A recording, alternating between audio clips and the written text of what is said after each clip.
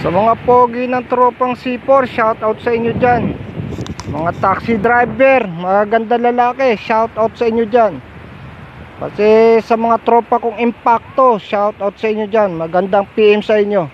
Hindi, ako lang pala ang impacto, wala nga pala akong tropa. Ito guys, pakita ko sa inyo. Ito ang lugar ng Kagamutan, Northern Samar. Ito ang baybay nila rito. Tingnan nyo guys kung gaano kaganda, gaano kalawak ang baybay na ito.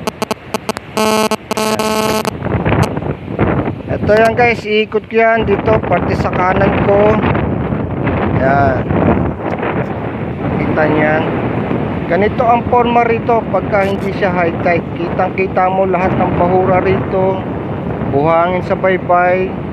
Dahil napakalapad ng baybay rito pagka kati ang tubig.